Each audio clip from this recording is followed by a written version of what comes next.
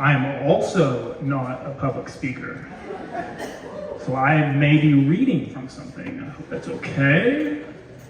So that's what we're gonna do. All right. I'm Mac, and I am Dylan's best man, and I prepared something.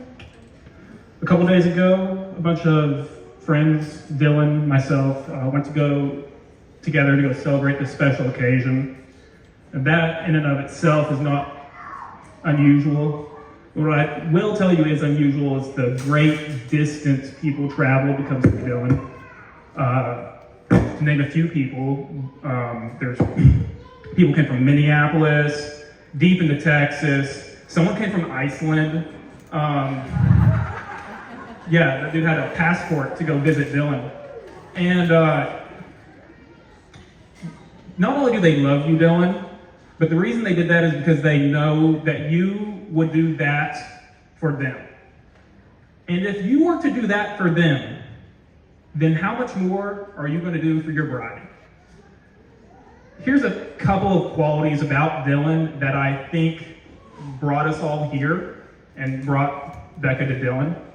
First of which is his humility. A lot of you know that Dylan was a track star.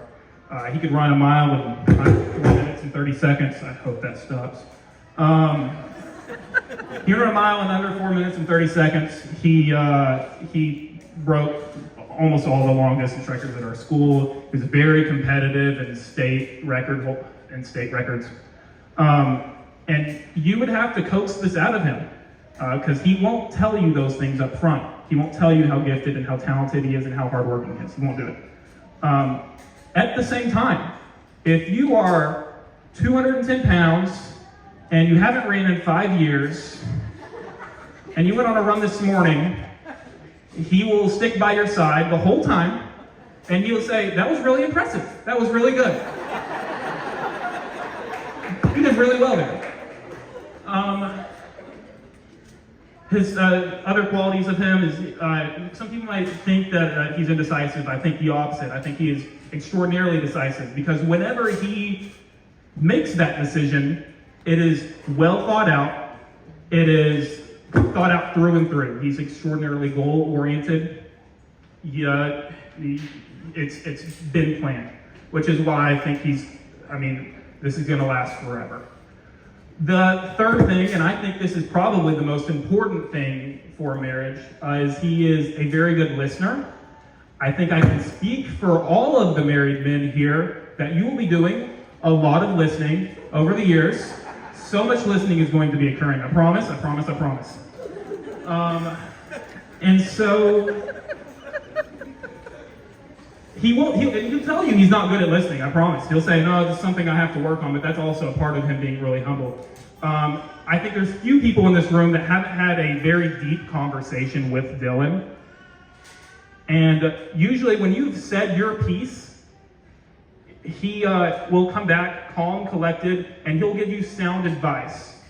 He's really just a shoulder that a lot of us can lay beside. I'm going to take up the phone for the next part of this.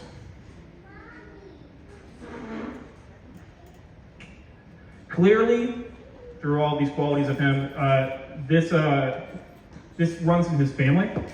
His grandfather Joe, I have not located, but it's fine. You are someone. Excellent, Joe. He was a staple in the Berryville community. He drove a bus many years. He coached nearly all the teams, and he was a justice of the peace. And when Dylan would show up to races, the locals there would know that Dylan was Joe's grandson. It would appear on the intercom. And so I believe that trend is likely to continue. So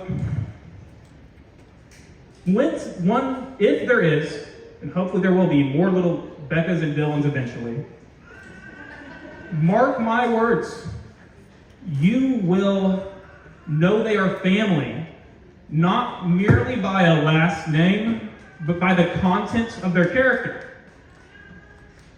And lastly, Becca, as you probably know, much like how two soldiers or Marines, when they go to war and come back, they may consider themselves brothers.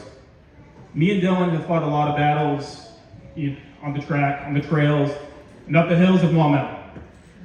For that reason, I consider Dylan my brother. And that is why, to my son Ace, he will call you Aunt Becca, he will call him Uncle Dylan. I look forward to be able to know you more for decades and decades to come, because I know this is only the beginning. Thank you much. And now we're going to do the shoe game, so I think y'all are supposed to come over here.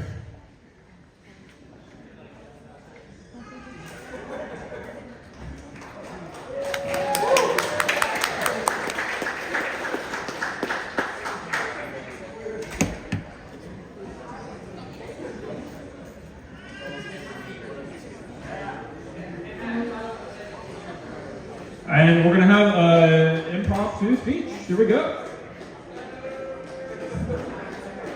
So sorry to interrupt here, everyone. King of Improv.